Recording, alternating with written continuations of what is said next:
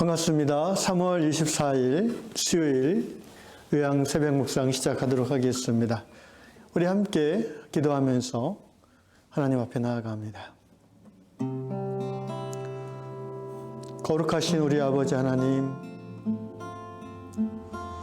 하나님의 함께 하심과 돌봐주심의 은총으로 이 아침에 우리의 몸에 일어나지고 또 우리의 눈이 떠지게 해주신 것을 감사드립니다. 이 땅 위에 얼마 동안 살지 우리는 알 수 없습니다. 그러나 사는 날 동안 생명이신 하나님을 옆에 모시며 그 하나님의 생명을 머금고 살아가는 산 존재로 살기를 원합니다. 오늘도 영의 말씀, 생명의 말씀으로 우리의 지친 영혼을 새롭게 해주시고 죽음의 권세가 다스리는 세상 속에서 생명을 가진 자로 부끄러움이 없도록 살아가도록 도와주시옵소서.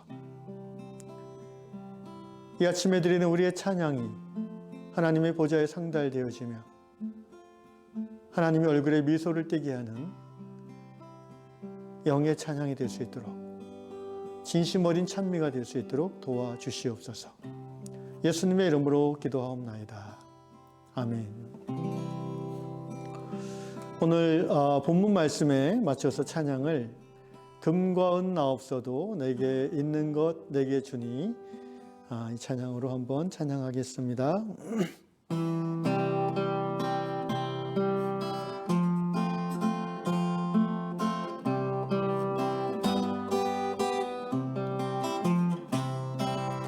금과 은 나 없어도 내게 있는 건 내게 주니 곧 나사렛 예수 이름으로 일어나 걸으라. 다시 한번.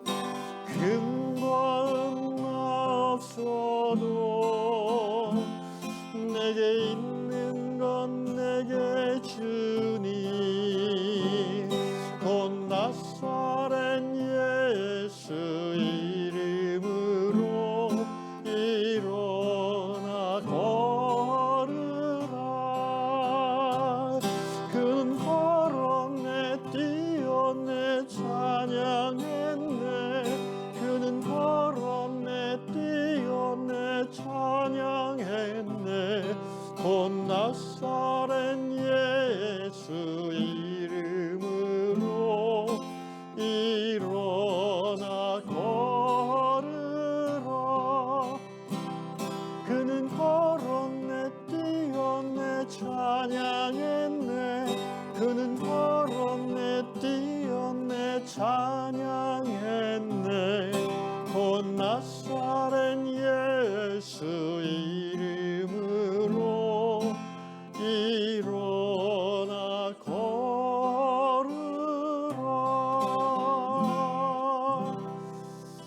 예, 그렇습니다. 주님, 나사렛 예수 그리스도 이름으로 오늘 하루 우리 안에 쩔뚝거리는 부분이 있다면, 우리 안에 펴지 못하는 부분이 있다면, 우리 안에 무너져 있는 부분이 있다면 이 아침에 예수의 이름으로 다시 회복되고 일어나 걷는 시간 되게 하여 주시옵소서. 예수님의 이름으로 기도합니다. 아멘. 예, 오늘 하나님께서 우리에게 주시는 말씀 사도행전 3장 1절로 10절 말씀입니다. 신약 사도행전 3장 1절로 10절. 제9시 기도 시간에 베드로와 요한이 성전에 올라갈새 나면서 못 걷게 된 이를 사람들이 메고 오니 이는 성전에 들어가는 사람들에게 구걸하기 위하여 날마다 미문이라는 성전 문에 두는 자라. 그가 베드로와 요한이 성전에 들어가려 함을 보고 구걸하거늘 베드로가 요한과 더불어 주목하여 이르되 우리를 보라 하니 그가 그들에게서 무엇을 얻을까 하여 바라보거늘 베드로가 이르되 은과 금은 내게 없거니와 내게 있는 이것을 내게 주노니 나사렛 예수 그리스도의 이름으로 일어나 걸으라 하고 오른손을 잡아 일으키니 발과 발목이 곧 힘을 얻고 뛰어 서서 걸으며 그들과 함께 성전으로 들어가면서 걷기도 하고 뛰기도 하며 하나님을 찬송하니 모든 백성이 걷는 것과 하나님을 찬송함을 보고 그가 본래 성전 미문에 앉아 구걸하던 사람인 줄 알고 그에게 일어난 일로 인하여 심히 놀랍게 여기며 놀라니라. 아멘. 오늘 본문 말씀은 초대 예루살렘 교회가 형성된 직후에 성령의 능력으로 하나님 나라가 어떻게 확장되는지를 리얼하게 보여주는 사건이 기록되어 있습니다. 사도행전을 기록한 누가는 의사로서 선천적 장애로 걷지 못하는 이 성전 미문의 그 장애우의 상태를 잘 알고 있었을 것입니다. 바로 앞에 사도행전 2장 끝부분에는 이런 말씀이 있습니다. 사도들로 말미암아 사람들이 두려워하는데 사도들로 말미암아 기사와 표적이 많이 나타나니. 아마도 오늘 이 안진뱅이를 일으킨 사건도 사도행전 2장에 나오는 기사와 표적 중에 하나일 것입니다. 먼저 3장 1절을 보면 제9시 기도 시간이라고 되어 있습니다. 기도 시간이라는 것은 그 당시 예수님 당시 유대인들이 하루 3번 시간을 정해서 기도하는 시간을 말합니다. 성전에서 하루 3번 제사를 드리는 그 시간에 맞춰서 유대인들도 기도를 하곤 했습니다. 성전에 와서 기도하기도 하고 또 상황이 여의치 않으면 있는 곳에서 하곤 했습니다. 주로 아침 오전 9시와 정오 12시 그리고 오후 3시 이렇게 3번 기도하는 시간이 있었습니다. 오늘 본문에는 베드로와 요한이 그 3시 기도 시간에 맞춰서 성전으로 들어가는 그 장면에서 시작됩니다. 2절에 보니까 성전 미문이란 말은 성전으로 들어가는 문이 한 개가 아니라 여러 개인데 그 중에 이제 아름다운 문이라 일컬어지는 미문이라는 문으로 베드로와 요한이 들어갈 때 그 앞에 앉아서 구걸하는 그런 걷지 못하는 분이 있었는데 그분이 이제 베드로와 요한이 성전에 들어가려 함을 보고 3절에 보니까 구걸했습니다. 그러니까 이분은 직업이 이거인 거예요. 직업이 혼자서는 여기 못 오고 자기 동료들이 자기를 메고 와서 여기 앉혀놓으면은 하루 종일 거기 앉아서 어떻게 먹고 어떻게 용변을 해결하는지는 모르겠는데 어쨌든 하루 종일 거기 앉아가지고 기도하러 오는 사람들. 예나 지금이나 그 사람의 심리는 그렇지 않습니까? 일하러 가는 게 아니라 기도하러 교회에 올 때에 그 근처에서 구걸하는 분을 보면 하나님의 전에 기도하러 가는데 가난한 불쌍한 사람을 외면하기가 애매하지 않습니까? 그런 심리를 잘 아는 그런 아는 형태라고 생각합니다.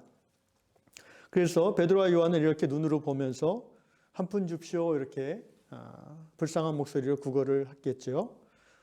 이때 베드로가 요한과 더불어 주목하여 이 안진뱅이 거리인을 주목하였습니다. 왜 주목했을까요? 본문에는 나오지 않지만 성령의 음성을 들었을 것이라고 생각이 듭니다. 성령께서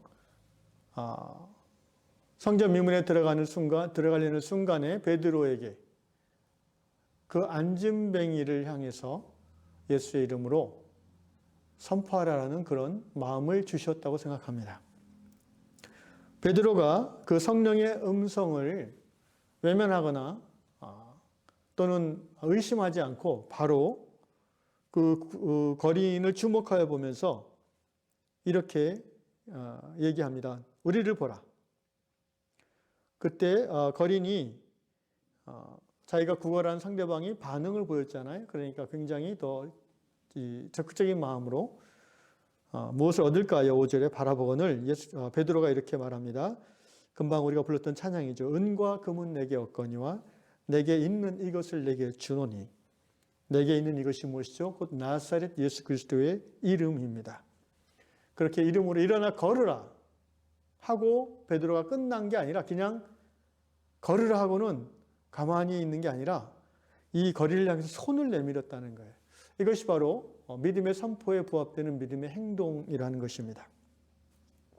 사실 곰곰이 생각해 보면 이러기가 쉽지는 않습니다. 기도하는 것까지 어떻게 하겠는데 평생 안진뱅이, 일어서 본 적이 없는 사람을 향해서 그 사람 손을 딱 잡고 일으키려고 한다는 것은 굉장히 어떻게 보면 무모하기도 하고 또 그 사람을 당황케 하는 행동이기도 합니다. 그런데 성령의 역사하심으로 베드로가 손을 딱 내밀었을 때에 이 거린도 손을 딱 맞잡았어요.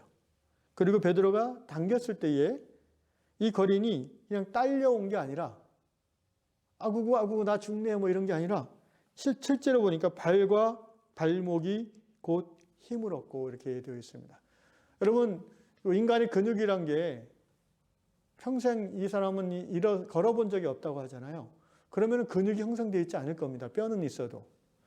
뼈가 있는 상태에서 근육이 없고 또 신경이 마비되어 있는 상태라면 어떻게 일어날 수 있겠습니까? 이것은 현대의학으로도 불가능한 거죠. 아무리 신경치료하고 근육치료를 한다 할지라도 그것이 회복되는 데도 시간이 걸립니다. 그러나 하나님의 치료는 즉각적이라는 거죠. 베드로도 그것을 인식하면서 손을 잡아 일으켰을 것입니다. 성경에 보니까 발과 발목이 곧 힘을 얻고 다시 말하면 근육과 신경이 회복됐다는 거죠. 순간적으로 회복이 됐다는 것입니다. 8절에 뛰어서서 걸으며 그들과 함께 성전으로 들어가면서 이제 이 거리는 한 푼 줍쇼 하는 그런 마음은 싹 사라졌어요. 당연하겠죠. 평생 앉아있던 사람이 일어났잖아요. 단지 일어났을 뿐 아니라 걷기도 하고 뛰기도 했어요. 얼마나 마음에 기쁨이 넘쳐났겠습니까? 그래서 성전으로 같이 들어가서 하나님을 찬송했다고 기록하고 있습니다. 의사였던 누가의 기록입니다. 그러자 성전에 와 있던 모든 백성이 이 남에서부터 앉아 구걸하던 이 사람이 걷는 것과 펄쩍펄쩍 뛰면서 하나님을 찬송하는 것을 보았고 심히 놀랍게 여겼다고 기록하였습니다. 저는 이 말씀을 묵상하면서 내가 베드로라면 어떻게 할 수 있었을까를 한번 생각해 봤습니다. 베드로도 예수님의 제자고 저도 예수님의 제자고 베드로도 예수님을 믿고 하나님의 자녀되는 자고 저도 그렇습니다. 물론 베드로는 예수님과 3년간 함께 육신을 입은 하나님의 아들과 동행하고 직접 그 육성을 듣고 또 예수님이 치유하는 여러 가지 기적들을 옆에서 보고 그 믿음이 강화된 그런 주님의 제자였죠.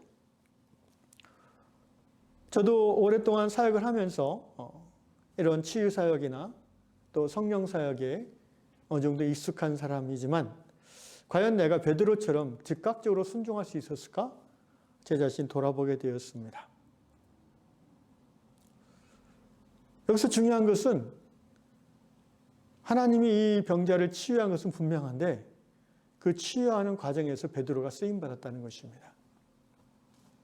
성령께서 베드로에게 저 안진뱅이, 저 앉아서 구걸하는 저 사람을 네가 손을 뻗어서 예수의 이름으로 일으켜라 라고 말씀하셨을 때에 저 같으면 그걸 순종했을까요? 제가 원고에는 적지 않은 건데 지금 생각이 하나 나서 나누고 싶은데요. 제가 한 30대 초반? 한 20 몇 년 전에 그때 제가 신학대학원 전도사였을 때 같아요. 그때 제가 신림동에 살고 있었는데 보라매 공원으로 그 예비군 훈련을 받으러 갔던 기억이 납니다. 예비군 훈련을 받으러 갔는데 강아지, 그 버려진 유기견 같았어요. 좀 덩치가 있는 개인데 다리가 부러진 상태로 그 보라매 공원 숲에 이렇게 앉아 있더라고요. 근데 그 강아지 보면서 굉장히 제가 불쌍한 마음이 들었습니다. 그리고 이 본문 말씀이 그때 떠올랐어요. 그래서 제 마음속에 나도 한번 해봐야겠다라는 생각이 들었습니다. 그래서 강아지에게 너무 가까이 가면 걔가 무서워하니까 한 조금씩 가까이 가서 한 2m 앞에서 제가 강아지를 향해서 손을 뻗고 선포했습니다. 나사렛 예수 이름으로 내가 명하노니 다리는 붙을지어다. 아무런 일도 일어나지 않았습니다. 지금 생각해 보니까 그때 강아지한테 다가서 다리를 붙잡고 일으켰어야 됐나? 그런 생각이 드는데요. 근데 이제 돌아보니까 이게 이제 치유 기도나 다른 어떤 성령의 음성을 듣고 순종할 때 우리가 주의해야 될 부분인데, 그때 저에게 성령께서 직접 말씀하신 것은 아니었던 것 같아요. 제 안에, 제가 원래 동물을 좋아하고 또 불쌍히 여기는 마음이 많이 있는 사람이라서 그 강아지를 보면서 어떤 또 나쁜 사람이 쟤를 버렸나, 다리가 부러져서 저 강아지를 버렸구나, 뭐 이런저런 생각하면서 너무 불쌍해서 그러던 차에 본문 말씀을 그날 아침에 이 말씀을 묵상했었던 것 같습니다. 그래서 떠올라서 선포한 것인데 nothing happened. 아무것도 일어나지는 않았습니다. 그런데 제 마음속에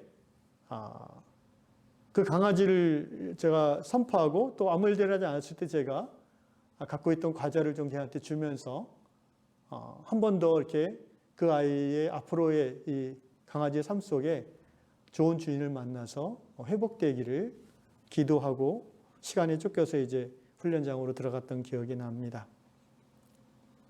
우리가 성령의 음성에 즉각적으로 순종하는 것은 굉장히 중요합니다. 왜냐하면 하나님은 이 땅 위에 하나님의 말씀을 귀담아 듣고 순종하는 사람들을 통해서 하나님의 역사를 이루어 가시기 때문입니다. 오늘 성전 미문의 이 안진뱅이는 하나님의 말씀에 즉각적으로 순종한 한 하나님의 자녀, 한 그리스도인에 의해서 그의 인생이 변화되었고 그의 영혼이 예수 그리스도를 믿고 구원받게 되었고 또 그 사건을 본 많은 사람들이 하나님을 찬양하고 놀라워했다는 것입니다. 그렇습니다. 순종은 즉각적일 때 하나님의 역사를 드러낼 수 있습니다. 사실 아는 것이 많을수록 어떻게 보면 즉각적으로 순종하기가 쉽지 않습니다. 제가 또 이런 치유의 경험도 있습니다. 처음 전도사, 청년부 전도사 사역할 때인데요. 저희 청년부원 중에 선천적인 장애를 가진 자매가 있었어요. 손 마른 사람이라고 성경에 그런 표현이 나오잖아요. 이 자매가 손이 말랐습니다. 그래서 한쪽 손은 정상인데 오른쪽 손은 굉장히 가느다랗고 이렇게 꼬아 있었어요. 그래서 늘 손을 이러고 이렇게 다니는 자매였어요. 한 번은 그 자매를 놓고 예배 시간에 그 자매를 불러서 제가 치유 기도를 했던 적이 있습니다. 어떻게 됐을까요? 아무것도 일어나지 않았습니다. 그러나 저는 다만 그 순간에 하나님께서 제게 그렇게 말씀하신다는 확신이 들어서 순종하는 마음으로 그렇게 했습니다. 그래서 저는 아무것도 일어나지 않았지만 마음에 불편하거나 부끄럽지 않았습니다. 왜냐하면 저는 시키는 대로 했을 뿐입니다. 여러분, 치유 기도를 행함에 있어서 이것이 굉장히 중요한 원리입니다. 내가 하는 게 아니라는 거예요. 하나님이 한다는 겁니다. 반대로 실제 기적이 일어났던 적도 몇 번 있습니다. 복통이 심하던 자매, 그래서 찬양 인도를 맡은 자매님인데 갑자기 복통이라고 그래요. 근데 제가 돌아보니까 그게 복통이 아니라 생리통이었던 것 같습니다. 근데 저한테 부끄러우니까 복통이라고 배가 아프다 그러더라고요. 저는 그때 그냥 고지고대로 듣고 배 아픈 걸 위해서 기도했어요. 그런데 기도하고 나서 한 2, 3분 있다가 자매가 통증이 사라졌다고 그래요. 그래서 다시 찬양 인도를 하기 시작했습니다. 할렐루야. 언제는 낫고 언제는 안 나느냐? 언제는 기적이 나타나고 언제는 기적이 안 나타나느냐? 그거는 모르는 거예요. 저는 모릅니다. 우리는 몰라요. 그리고 굳이 알려고 할 필요도 없습니다. 시키는 대로 종은 하면 되는 거예요. 주인이 하시는 일이고 주인이 그 결과에 대해서 책임을 지실 것이고 주인이 그 결과를 통해서 영광을 받으시면 되는 것입니다. 종은 다만 순종하면 되는 것입니다. 제 경험으로 봤을 때 10번 정도 치유 기도를 했을 때 한 두세 번 정도 즉각적인 효과나 차도가 있었던 것으로 기억이 됩니다. 하나님이 나에게 명하시면 나는 순종할 뿐입니다. 그러나 또 한 가지 우리가 좀 유의해야 될 것이 있어요. 하나님이 그런 마음을 분명히 주시는데, 예를 들어서 내가 그 어떤 자매님을 위해서 치유의 기도를 할 때에 이것이 자매님에게 수치를 주는 그런 내용일 수도 있습니다. 그럴 경우에 우리는 분별력을 좀 발휘할 필요가 있어요. 성숙하게 행동할 필요가 있습니다. 그래서 그 자매님만 따로 모시고 골방에 들어가서 문을 열어놓고 작은 소리로 기도한다든지, 또는 그 자매님이 알아들을 수 있는 그런 표현으로 다른 사람이 들어도 이상하지 않게끔 바꿔서 얘기한다든지 하는 지혜가 필요하죠. 내가 주의 능력이 종이야 이러면서 바로 떠오르는 대로 이렇게 다 말해버리는 것은 어떤 경우에는 지혜로운 것이지만 어떤 경우에는 지혜롭지 않을 수도 있다는 것입니다. 치유 사역이 원리가 바로 그런 것입니다. 내가 하는 것이 아니라 주님이 하는 것이에요. 그 치유 사역의 결과를 통해서 병이 나으면 하나님의 영광을 받을 것이요, 내가 우쭐할 필요는 없는 것입니다. 그래서 그 치유 은사를 가지고 돈을 받고 기도하고 그런 사람들이 있는데 그것은 하나님의 뜻에 맞지 않는다고 생각합니다. 왜냐하면 자기 능력이 아닌 거거든요. 그리고 그 치유 기도를 어떤 사람은 몇 번 해서 결과가 좋게 나타나는데 또 몇 번 하니까 안 나타나요. 그래서 굉장히 부끄럽게 느껴서 다음부터는 그런 성령의 명령이 있어도 순종하지 않는 사람도 있습니다. 이게 또 잘못된 태도입니다. 나는 부끄러울 이유가 없는 것이죠. 그리고 나는 교만해질 이유도 없는 것입니다. 영광은 주께서 받으시고 결과에 대한 책임도 주께서 지시는 것입니다. 아까 그 손 마른 자매의 경우는 아무런 육체적인 변화가 일어나지 않았습니다. 그러나 그 기도 후에 그 자매의 마음 깊은 곳에서 회개의 영이 일어났어요. 우리는 꼭 치유기도 하면 병이 낫는 것만 응답이라고 생각합니다. 그러나 하나님은 굉장히 넓게 깊게 보십니다. 그 즉각적으로 치유가 일어나지 않았다 할지라도 그 자매의 심령의 변화를 일으키시는 하나님의 역사가 일어날 수 있다는 것이죠. 그래서 오늘 베드로의 이 기적을, 이야기를 묵상하면서 중요한 제가 깨달은 원리는 우리는 다만 종으로서 순종하면 된다는 것입니다. 며칠 전에 제가 어떤 우리 최근 예언교회 새로 오신 자매님하고 그 회사에 가서 이제 같이 식사를 하고 얘기한 적이 있습니다. 자매님이 이런 얘기를 하시더라고요. 얼마 전부터 하나님께서 그 동남아 지역의 가난한 어린아이들을 도와주려는 그런 마음을 주셨는데, 자기가 의심이 많아서 그런 유니세프나 이런 단체에 그냥 돈을 보내는 것으로는 자기 마음이 움직이지 않고, 그래서 계속 기도하던 중에 오늘 이제 목사님을 만나니까 갑자기 그 생각이 나서 좀 믿을 만한 그런 단체를 연결해 달라고 저한테 부탁을 했습니다. 바로 제가 캄보디아 저희 교회에서 후원하시는 브릿지 오브 호프 그쪽을 설명드렸고 또 연결해 주겠다고 했습니다. 이 자매님이 그 이야기를 하면서 눈이 이렇게 벌개지더라고요. 눈물이 나오더라고요. 그러니까 하나님께서 그 자매에게 주신 긍휼의 마음이었어요. 근데 그거를 계속 품고 생각만 하고 있다가 실천을 못했다는 그런 죄책감이 좀 있었던 것 같아요. 그러다가 이제 저랑 오늘 식사하면서 그 문제가 해결이 됐고, 결과적으로 그 자매님이 열심히 일하면서 번 그 돈의 일부를 이제 캄보디아로 보내서 적어도 2명 정도 아이의 한 달 학용품 비용, 학비를 이제 될 수 있을 것 같습니다. 말씀을 정리하겠습니다. 요한복음 7장 17절에 이런 말씀을 기록하셨습니다. 사람이 하나님의 뜻을 행하려 하면 이 교훈이 하나님께로부터 왔는지 내가 스스로 말함인지 알리라. 제가 좋아하고 늘 암송하는 말씀인데요. 뭔가 나에게 생각에 떠올랐는데 이것이 하나님으로부터 왔는지, 아니면 내 스스로 자의적으로 또는 내 어떤 그 편견으로, 내 욕망으로 이렇게 하나님의 뜻인 것처럼 이렇게 변질시킬 수 있는 것인지 우리가 이렇게 분별하기 어려울 때가 많이 있습니다. 그때 그것이 하나님께로부터 왔음을 확인할 수 있는 기준이 뭐냐 하면은 내가 하나님의 뜻을 전적으로 순종하고자 하는 마음이 있는가인 것입니다. 그 하나님의 뜻이 내 삶에 나에게 유익이 되든 또는 불이익이 되든 나에게 손해가 되든 나는 그것이 하나님의 뜻임을 깨달을 때인데 분명히 순종하고자 하는 마음이 있는가? 그런 마음이 내 안에 있다면 너는 분별할 수 있을 것이다 라는 주님의 말씀입니다. 제가 존경하는 고 대천적 신부님의 좌우명 중에 이 말씀이 있습니다. 사랑하는 형제자매 여러분, 성령의 음성은 2000년 전 사도 베드로에게만 들려지는 것이 아닙니다. 오늘도 성령 하나님은 살아계셔서 하나님의 자녀들과 함께 하시며 수시로 말씀하시는 줄로 믿습니다. 그것이 성령의 음성임을 더 잘 깨달을 수 있는 비결은 성경에 대해서 얼마나 깊이 이해하고 있는 자가입니다. 왜냐하면 성령님은 예수님의 뜻을 우리에게 재확인시키고 생각나게 하는 그런 통로로서 말씀하실 때가 굉장히 많기 때문입니다.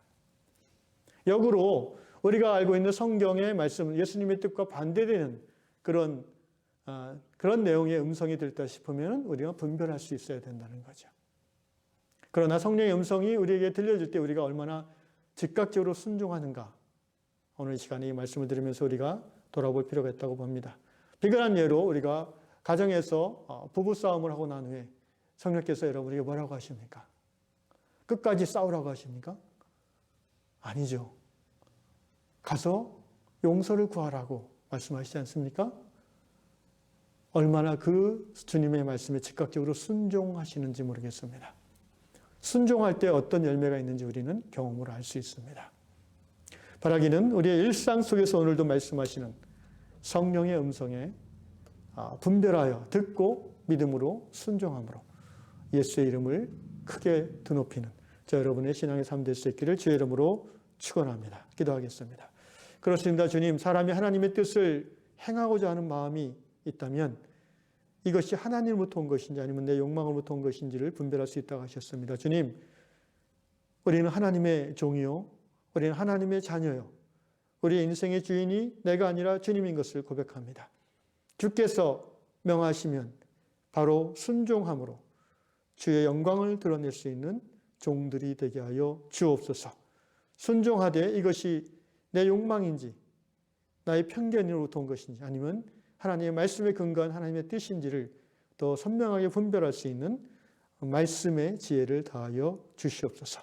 예수님의 이름으로 기도합나이다. 아멘. 하늘에 계신 우리 아버지, 아버지의 이름을 거룩하게 하시며 아버지의 나라가 오게 하시며 아버지의 뜻이 하늘에서와 같이 땅에서도 이루어지게 하소서. 오늘 우리에게 일용할 양식을 주시고 우리가 우리에게 잘못한 사람을 용서해 준 것 같이 우리 죄를 용서해 주시고 우리를 시험에 빠지지 않게 하시고 악에서 구하소서. 나라와 권능과 영광이 영원히 아버지의 것입니다. 아멘.